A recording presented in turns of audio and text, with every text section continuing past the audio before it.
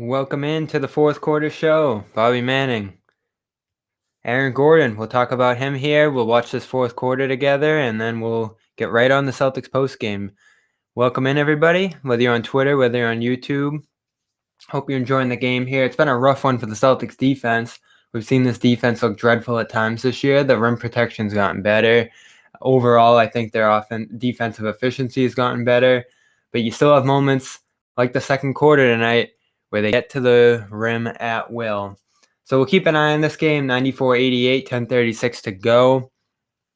But the story we're all following, we're all watching, Aaron Gordon. Aaron Gordon of the Celtics. We'll talk about on the postgame show tonight, but I want to dip my toe into it here first, give a little bit of brief reaction and confusion. I think we're all a little bit confused about the Evan Fournier dump aspect of it. And that says to me a positive and a negative for the Celtics. A positive is the general strength of the TPE. You can eat up to $28 million. It's really $19 million in the Celtics case, but if you're sending out money up to $28 million in salary that other teams don't want, and that seems to be the position that the Orlando Magic are in. We don't want to pay Gordon $18 million this year. We don't want to pay Gordon $16 million next year. Evan Fournier is looking a little expensive, so we can dump upwards of $28 million, $30 million here. Now, that's the thing about this. Aaron Gordon makes $18 million. Evan Fournier, I believe, makes $14 million on an expiring deal. So that doesn't add up.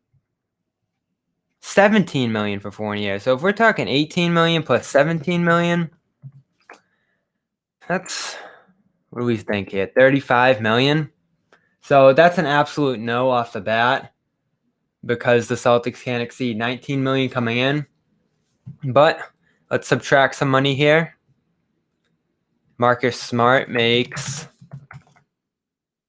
I want to say $16 million. So if you're sending him out in this situation, or $12.9 million. Wow, I have the cap off the top of my head so screwed up. I'm no Mike Zarin. All right, so that brings you down to 22-1. If you throw Tristan Thompson in there, he makes $9 million, which I know I'm right about. So that would bring this down to $13 million going out.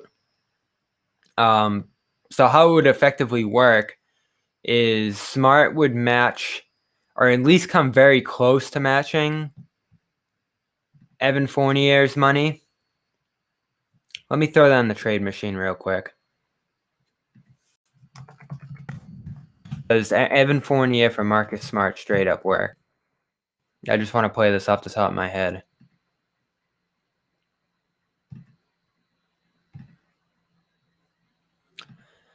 All right, so you throw Marcus Smart $13 million, and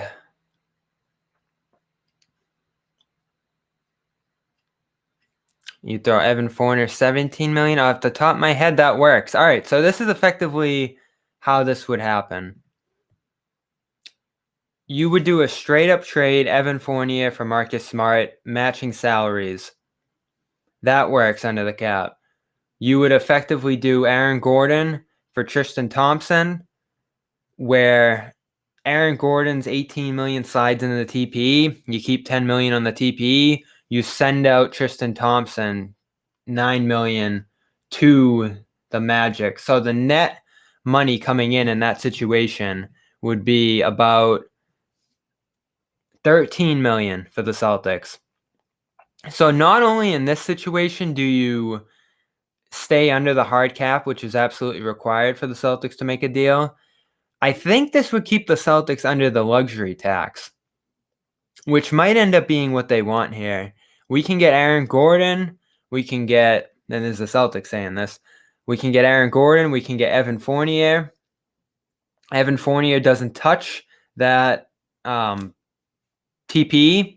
So you keep $10 million of the TPE going into the offseason. Evan Fournier $17 million expires at the end of the year. You get two wings who help you this year. But the thing that's going to hurt is Marcus Smart going out. That's the Celtics' lead point guard. That's their best defender all around. Evan Fournier, not a great defender. Aaron Gordon, they're banking on defensive potential with him. He hasn't shown all defense level despite his 6'8", 235 frame. So what they'd essentially be banking on there is Aaron Gordon becoming that Marcus Smart on the perimeter defensively, growing as an offensive player within the system, having more size, which is important, and wanting to stay with the Celtics long term, which I think is the key here. He wants to go to Boston. He's one of the desired destinations here. So this necessarily wouldn't be saying that Gordon's going to sign on long term once he comes in here, and I don't believe they could extend him this offseason after a trade. I guess it's possible, but I doubt that would actually happen. He'd probably want to play into free agency after this year. My question is, why would Orlando, if they're selling and trying to dump off money, and that's the advantage they get by working with Boston here, why would they take in Tristan Thompson for 2 years at $9 million? Maybe as a locker room guy, maybe as a backup center to Vucevic. They have other options there, Mo Bamba and others who they want to develop. Kem Birch is probably better right now than Tristan Thompson, or at least trending to be better than Tristan Thompson. So I don't see the desire for them to take on Thompson. And that's really the only way this works. I don't see the desire for Orlando to take in Smart for Gordon straight up. So this comes down to, could you swing this deal toward an Aaron Nesmith type, a Romeo Langford type on the wing? I don't think that entices Orlando all that much, but if it's just Boston in the bidding here, maybe you could swing it in that direction, because I don't think anybody's thrilled to give up the Celtics' best passer, best defender, and heart and soul, as we say, for Aaron Gordon, who has potential, but right now, if you compare Marcus Smart and Aaron Gordon, who's better? And Boston's going to be sending out 2 first-round picks in that scenario. This incarnation of the trade doesn't make all that much sense to me. So appreciate you guys joining here. Take some questions. Try to update you with some information here. And, of course, watch the end of this game where the Celtics are down by 8. Not playing well offensively. Marcus Smart just threw it to Teague through a defender. Jason Tatum out tonight. That's going to be an interesting question post-game. Did he just eat some bad food? Is there something more concerning there? He was out shooting around, and he was by the court until seconds before the game. Didn't watch the game from the sideline, so I'm assuming that he's fine. He just doesn't want to be around anyone else with possible foodborne illness. We saw on his Snapchat that he was eating wings last night. I could throw that up on the screen, but you can just picture the visual yourself. Big, steaming plate of wings. That's what I'm going to blame this one off, assuming and recklessly speculating.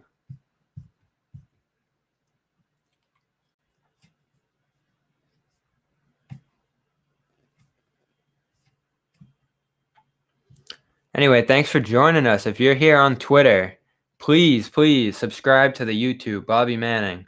The pastor comes up first. The sports reporter, aka me, comes up second. Also the pickup basketball player, music enthusiast, and whatever else we're going to talk about there. And the Syracuse fan.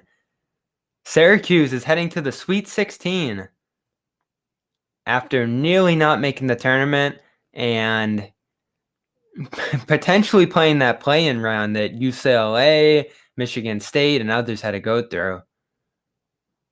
So I'm thrilled about that. Saturday night, 9:50, Syracuse, Houston. Anyway, point is, please subscribe to the YouTube. That's the reason I'm here. That's the biggest way you can help me right now. Obviously, I'll have more stuff coming down the line, but if you can subscribe to the YouTube channel right now, that's obviously the biggest way to help me. I see most of you are watching on Twitter right now, so go over to Bobby Manning. I'll actually tweet it out right now, so you can jump right over to there and subscribe. And for the rest of this game, I'll take some questions, some trade ideas, fire up the trade machine, guys. I've obviously been doing it on my end. And we'll see if the Celtics can pull out a win here. But the last 3 quarters have not been good after a strong start from Rob Williams, Marcus Smart. Jaylen Brown was great in that first quarter. I love when Jaylen gets to lead this team, and he has had a good game. 7 of 16, 17 points, 5 assists, steal. Couple turnovers, 3. More than you like to see, but Always tough when he has to jump into that lead ball handler position. Grant Williams has 10 tonight as well. He's played strong alongside Rob. Rob's had another good game. I think we're talking about over a month of quality action from Rob now. And Jeff Teague, hand it to him. 18, leads the Celtics tonight. This is what they need from him when Kemba Walker's out, and they haven't gotten it. So now for the first time in 5 games without Kemba Walker, the Celtics possibly in position to win, down 8. And that is a long step back 3 from Jalen. There's been a few long threes from the Celtics tonight that haven't been all that smart. They're stuck at 96 points right now.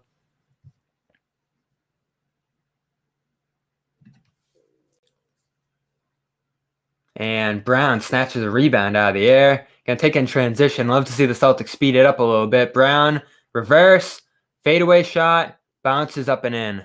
That's a pretty one, and he's had a couple of those tonight. If I'm looking at the full game chart from Jalen Brown, and I think you guys can see my screen here. I'll pop it up a little bit. We are talking about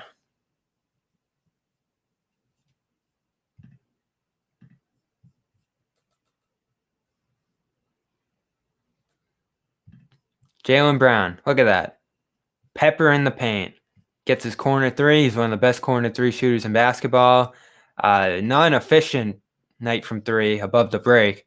It's 2 of 8. Yeah, 2 of 8. 25% above the break tonight on these pull-ups around the screens. Obviously, that's the most used play in the Celtics offense over the last 2 years, bouncing around screens and pulling up from 3. But when he's able to get in transition, when he's able to get downhill in the half court, we're seeing that looks pretty good. That's 6 makes there, and that is 2 misses. So we're talking about 6 for 8 in the paint as Brown pulls up again from the corner and hits it. Looks like a deep 2. No, they're calling that a 3. 106-101 is the score. Jalen Brown, 9 and 19, driving the Celtics back. Cam Reddish, trade idea. I've never been a Cam Reddish fan. We've seen spurts from him this year, but overall he seems to be the wing player that's holding the Hawks back. Celtics need either a quality young player with potential on the wing or a reliable player there, and I'm not sure he's either. Ever since he left high school, he's been underwhelming. I thought at Duke he was an absolute disaster and the player that limited their potential. At the Hawks, he's been a large part of limiting their potential as a young team. So he's had spurts early this year. I think he's improving as a defender. He obviously has the size on the wing to be a defender in this league. He should be a floor spacer, but he doesn't do all that well with it. I think he's looking to be one of the busts of that draft. So I'm not all that interested in him. If they're interested in moving him, I haven't heard that, but there's a reason.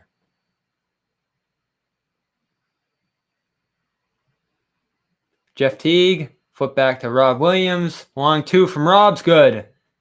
Make it a 4-point game. Thanks, Jake. Appreciate the subscribe over there on YouTube. 109-105 is the score. Timeout here. Good opportunity to talk some trades. So fire away. I like the Cam Reddish idea. Let me dive into that a little bit, see what's going on with him. Obviously, the Hawks want to dump some stuff off, find a way to keep John Collins. Maybe they think if they can just send out Reddish's rookie deal, not have to extend him down the line or give him a second contract, get a more reliable role guy, that could possibly help him. And Jimmy Toscano is sold by Aaron Gordon, according to Twitter. I'll be interested to hear tonight. I'm interested to see what John says. Is John going to go all in on Marcus Smart's overrated and he should be sold high now? I'm guessing that's going to be his take.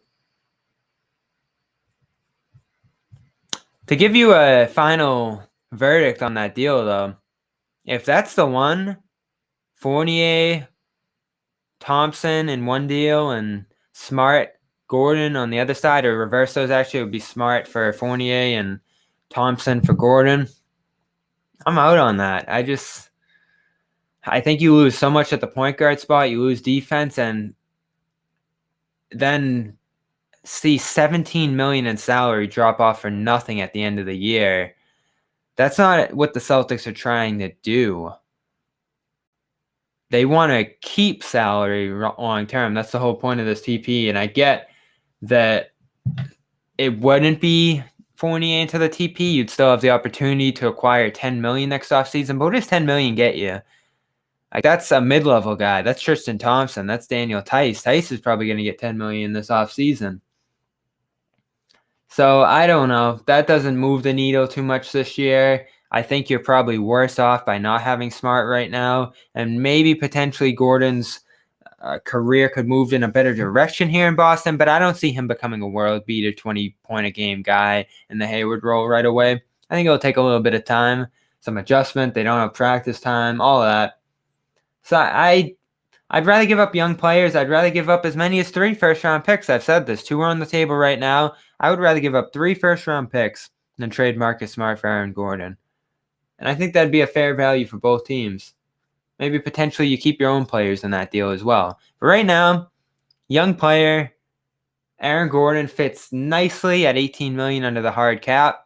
So you'd go into the tax, but slide just below the hard cap and make it possible under the rules right now. So I think that's more the move if the Celtics can find a way to do that. Now, who's creeping here? The Denver Nuggets are involved. The Timberwolves have been reported to be involved. The Trailblazers. All teams that need wings. All teams that could use some wing defenses. Rob blocks a big shot. Celtics down 5. Every possession is going to matter a little bit now. The Nuggets have been rumored to possibly include Bol. You could potentially see Will Barton or Gary Harrison there. Probably more likely Will Barton. He's a smaller salary. I think Barton's upper teens, or Harris's upper teens rather, and Barton is lower teens over 3 years. So the question there would be, do the Magic value Barton? Do they like Barton's game, and do they want to invest in him for 3 years? It's effectively the Gordon salary. You save a few $1,000,000 there. Then you could bring in Bol. And who else is out there? That Chiampoza guy, the point guard. They could potentially add him as a depth guy. The Nuggets have a lot of players to give up. Isaiah Hartenstein as a depth center. I mean, there's quite a few guys that they can do there to make that work salary-wise. The reason I think the Celtics have a slight advantage there, even though the Nuggets probably have better players to give up, Orlando can dump, let's say it's Nesmith for Gordon, $16 million right there, like nothing. And I think that's valuable for a team where Orlando is, where they just extended Isaac, signed Vucevic to a big deal that's going down in years to come, handed Fultz a medium-sized extension. If that's going to be their core they carry into the future, and they want some versatility to sign somebody down the line, dumping Gordon, taking picks, and a young player who doesn't make any money whatsoever, I think is the move for them. So to conclude our conversation here, and we'll continue it, of course, on postgame, I don't see why the Magic want to do that. If Fournier was signed for 2 years and they really want to get rid of that contract, I'd understand wanting to dump him, acquire Smart as an upgrade at the guard spot, and go from there. But right now, Gordon's up at the end of next year. Smart's up at the end of next year. And that's essentially an even veteran swap from the Magic perspective. You could say that makes the Celtics worse. I think Smart coming in for Gordon would be the same, if not an upgrade for them, a mild upgrade. Nothing that would move the needle for them all that much, and I'm not sure how likely it would be that they could keep Smart at the end of next year. So all that makes me say the only reason that they could possibly think to do that is Smart as a mentor for Markelle Fultz, possibly, as a guy who intensifies that room.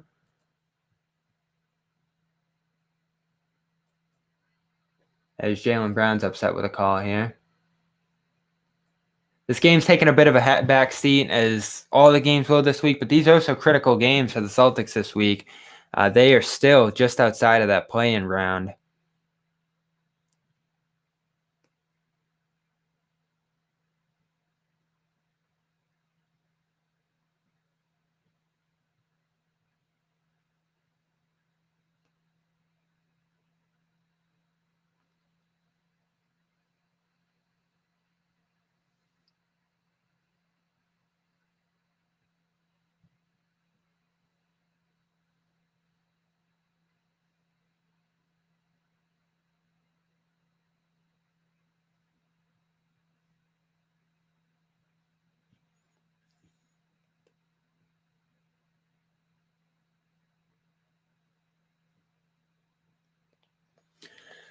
Do the Magic like the Fultz Cole Anthony backcourt? I don't think they've seen enough of Cole Anthony this year to say so.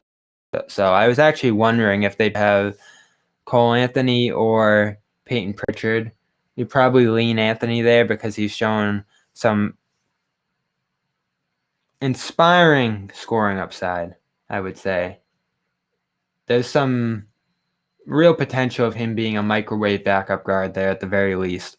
Potentially a starting guard down the line, maybe an off-ball guard, depending on what kind of team they want to have into the future. That team would probably be a little small in the backcourt and vulnerable defensively, but it's a possibility.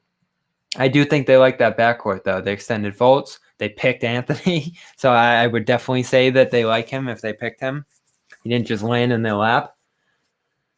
The tough thing for them is they made the playoffs the last 2 years, so they were picking the middle of the first round. They get Cole Anthony, who's a good player. I think that's a hit of a pick. But who was their pick the year before?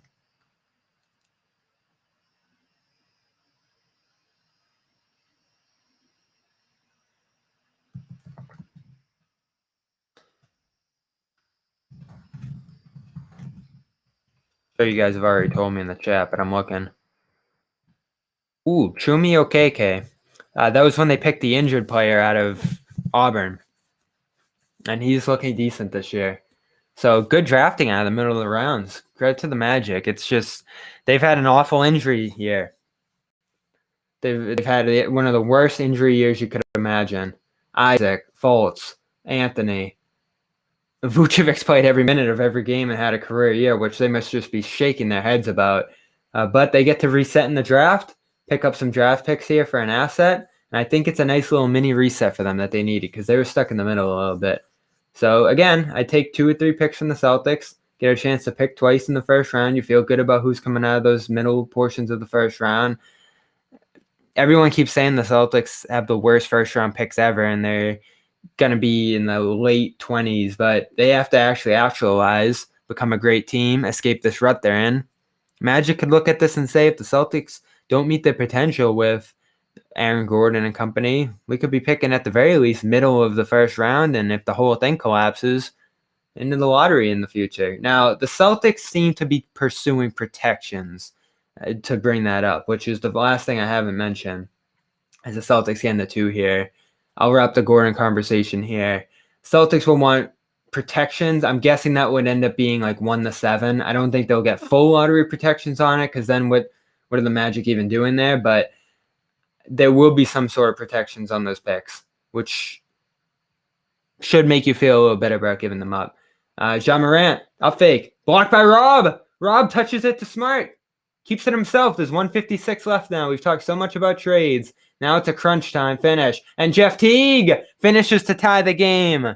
Will there be a Teague apology cam tonight? Only time can tell. 111, 146 to go. Nick, would Gordon take up the whole trade exception? No, he'd take up 18 of the 28. So there would be just under 10 remaining on that TPE. Dylan Brooks, pull up 2. 113 to 111 is the score. Jeff Teague taking it up. It's Ojale, Smart, Rob. And to the left, Jaylen Brown. Smart stripped, a little too lazy with the ball. And Kyle Anderson goes up and finishes in slow-mo, as they call him. But a nice swipe there off the ball and a smooth finish in transition gives the Grizzlies a 4-point lead. And this is a game that the Celtics, if you're in, cannot blow. Brown spins around the screen into the lane for a floater. We have 1:10 to go here. 115 to 113 is the score. There are 63 seconds left on the clock as Morant lines up Marcus Smart. And Smart is going to have to make up for that turnover with some defense here. He gets screened. Valanciunas falls. They are giving a foul on the floor, it looks like. And Grizzlies will reset with 14 seconds left on the clock. Just a brutal turnover there by Smart. As the Grizzlies are trying to get to 500, Celtics trying to avoid falling back into that place. And a backdoor cut by Morant on the inbounds behind Smart and Rob. leads to an and one for Ja Morant and a 4-point Grizzlies lead that could become a decisive 5 here. Marcus Smart is furious at Robert Williams. Robert Williams running back on a switch, and doesn't that remind you of the Kyrie Hayward exchange in 2019 that ultimately came to define that season on a similar defensive miscue against the Orlando Magic that year? Celtics call timeout. Free throw is missed, so an opportunity here with 52 seconds left, but now a turnover, a miscue in the final seconds, and this is the kind of stuff that makes you ask, is it even worth investing in this year with a trade? That's what some people have asked. Against the likes of the Memphis Grizzlies, you need to be locked in, you need to win these games, and you need to be the decisively better team in crunch time.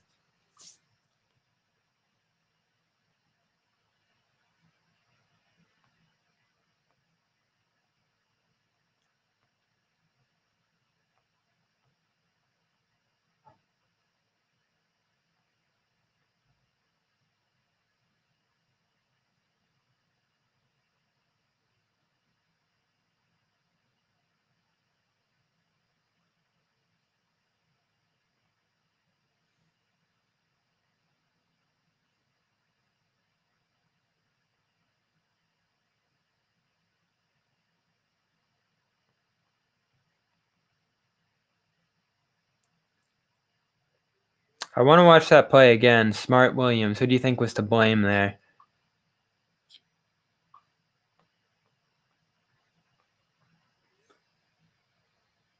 Marcus Smart still frustrated.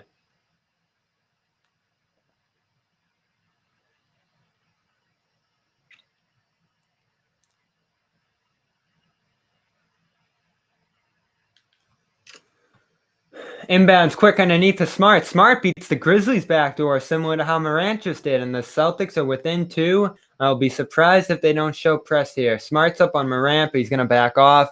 The Celtics are going to let the Grizzlies bring it up, and I'm not sure that's going to be a good move. 42 seconds left. Morant gets to line up Smart again, and here comes Valanciunas creeping with a screen.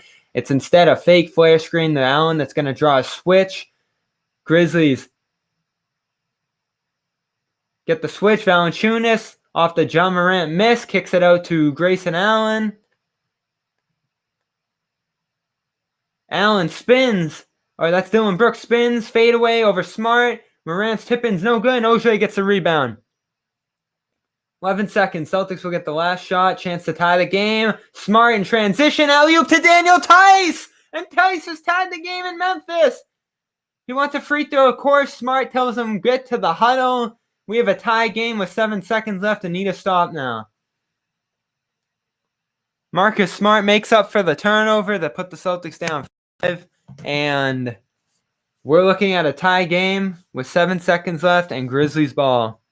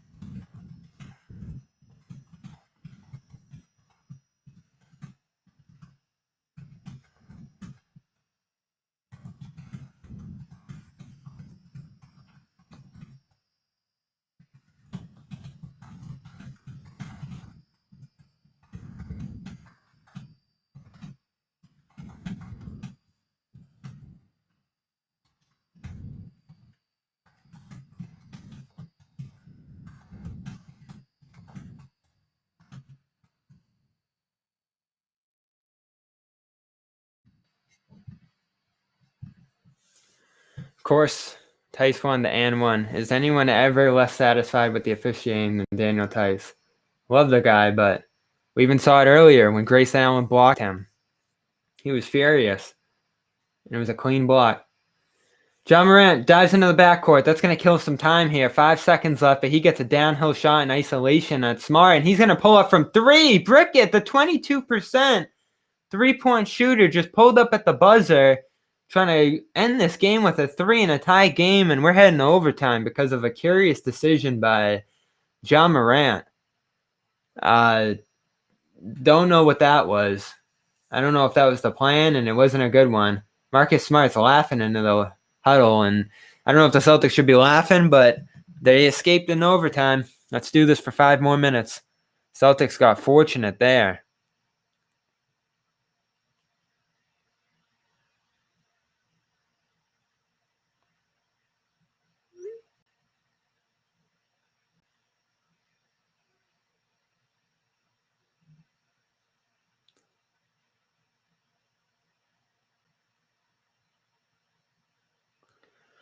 All right, guys, we get 5 more minutes to talk about trades in the game.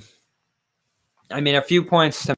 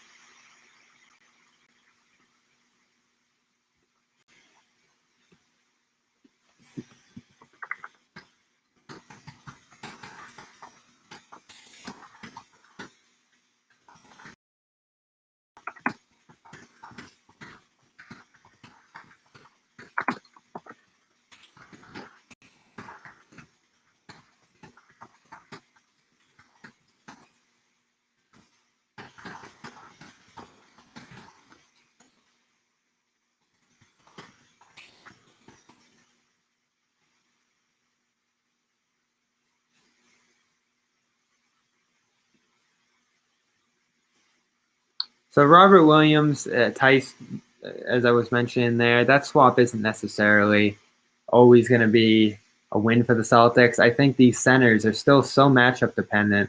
And to get back to the trade conversation a little bit, I know it seems so obvious, dump Thompson and get off that money and get an upgrade while doing all that, move a need to the wing, but they might need all 3 of these centers. There's still a situation I can imagine where they're playing a Joel Embiid or a Giannis and need a little more size and strength in the middle. And Rob, great shot blocker, vertical. I think he's as good as anybody. But as far as ground pound, Tristan Thompson still has the potential, I think, to be a defensive weapon in the postseason if the Celtics ultimately are aiming to win.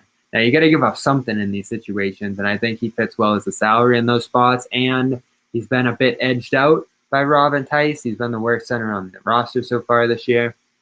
And so it makes all the sense in the world why they want to dump him. But I will say, there's a spot, there's a time, there's a place for all 3 centers on this roster, and we're seeing it again tonight. Rob's had an okay game. I don't think he's been bad by any means. He was kind of bad in that Orlando game.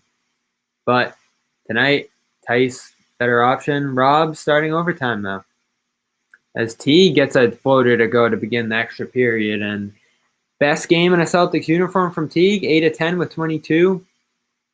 Hard to argue against it. He's kept them into it on a night where Kemba Walker is out.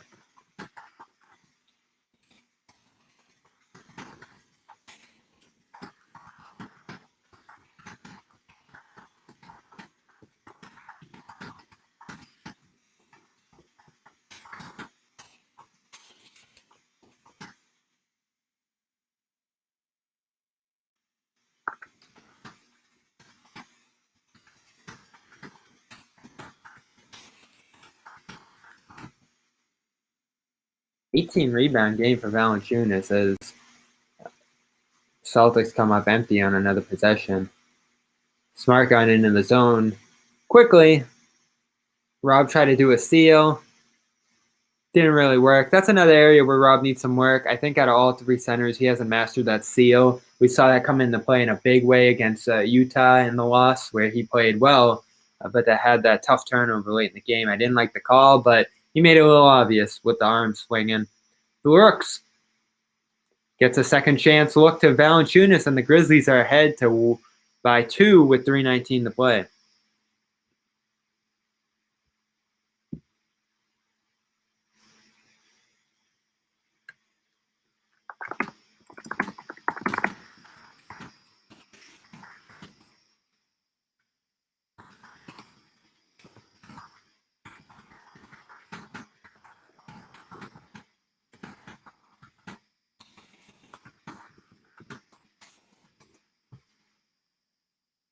Morant lob. Turnover. Almost a turnover. He regains it at the three-point line. Dishes it out to Grayson Allen. And Allen drills a three over a diving Marcus Smart.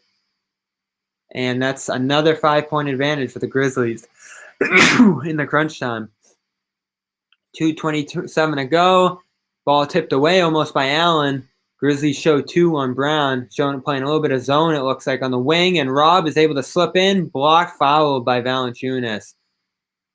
Valanciunas frustrated, but knew he did it. They're not too sad about sending a 60s or so percent free throw shooter in Robert Williams. That ball just got over Robert Williams' head as he was playing a bit of a drop defense. Smart had to run far across the court as the Celtics were trying to pack it in inside to get Grayson Allen on that weak side. And that's just an elite pass by John Morant. Corner to corner, skip passing. That's the reason there was a big debate between Candace Parker and Shaquille O'Neal on a broadcast nationally on a different program. And 16, 6, and 4 for Rob. Good Lord. Hits the first free throw. Second one, important. Good. 2 and 2, first time I can remember. 16, 4, I believe it was for Rob. He sinks 2 free throws. Call it 17 points, and it's a outstanding performance from Rob Williams on the offensive end of the floor tonight. As Dillon Brooks gets a shot to go over Jaylen Brown and the foul, so that work by Rob is erased.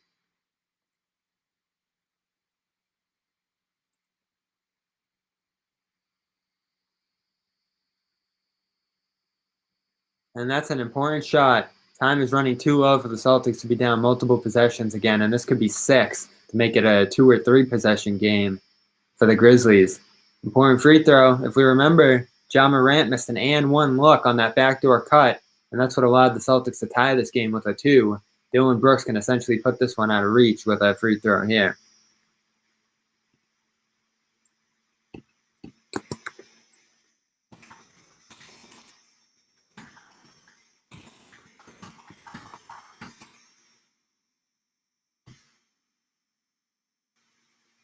Jeff Teague getting in underneath Jonas Valanciunas, and that is good. 127 to 123 is the score. And I believe Jeff Teague has hit 9 of 11 from the field. 24 points for Jeff Teague.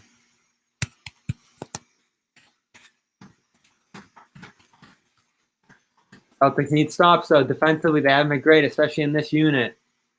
Dillon Brooks. Ojale. Kyle Anderson.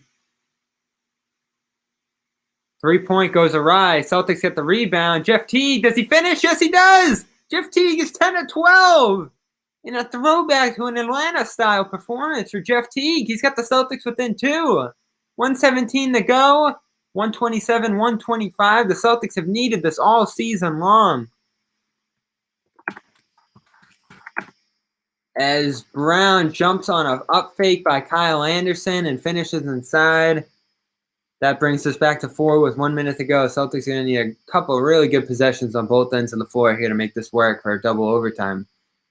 Tice playing the high post. Gets a screen to go on Allen. He tries to get a foul from behind on Allen, but can't draw the contact. Misses the 3. 46 seconds to go, and the Grizzlies will be able to kill some clock here. Celtics in the zone.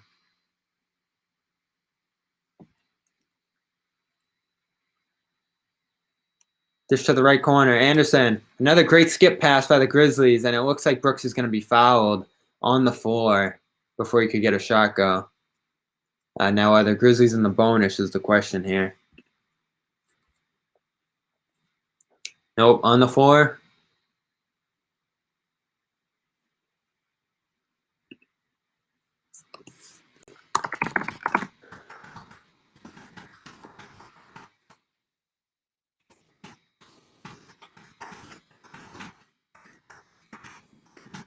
And wow, looks like Dillon Brooks missed a 3. John Morant gets a free shot to go, and Tice almost tips out a pass inside. And the Celtics foul with 3 seconds left on the shot clock, down 4. Another mental lapse by the Celtics as they send John Morant to the free throw line. Not a terrible guy to see there after that miss late in the fourth quarter, but they were 3 seconds from securing a stop, down 4. and could have went for a 3 and foul quick to try to get a last shot to tie this game. Morant misses the first one. They're going to need a second miss here and get fortunate at this point. The math was so close to adding up for the Celtics there, but ultimately I think they've asked themselves to do too much to overcome two possession deficits late in the fourth quarter and overtime. They were extremely fortunate to get the first one. Grizzlies had to miss 3 looks on 1 possession and get smart running out in transition, and John Morant has just made this all but unreachable. 16 seconds to go, 5-point game. A couple mental lapses for the Celtics have cost them, and it looks like they're going to lose for the 6th straight time on a back-to-back without Kemba Walker, despite the 24-point effort of Jeff Teague. 26, excuse me.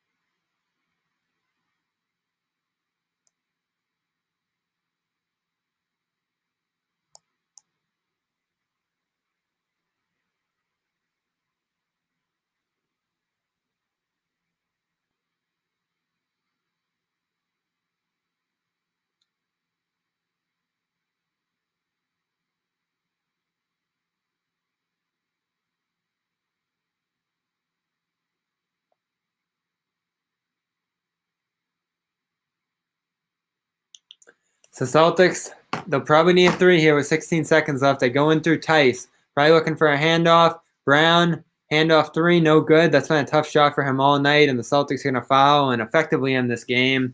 9 seconds to go. Celtics will likely be losers here in Memphis. We got trade rumors to talk about, but another loss that takes the air out of this team and makes you ask, is it worth it? Should they pursue giving up assets for this team, or would a shakeup be necessary and needed? I gave my take on it. We'll talk about it more and debate on the Celtics postgame show, but for all intents and purposes, Celtics are about to fall to 21-21 as their 500 slog continues this season. Appreciate you all joining me here tonight. Again, best thing you can do, subscribe to the YouTube. I see a couple of you watching on there. Just hit that Bobby Manning below and subscribe. If you're on Twitch, if you're on Twitter, please head over to YouTube, search Bobby Manning, and find not the pastor, first option, but the second option, me. And give us a subscribe. We appreciate it. And we will see you next time for Celtics basketball and trade deadline talk on Wednesday. Have a good night, guys, and we'll see you over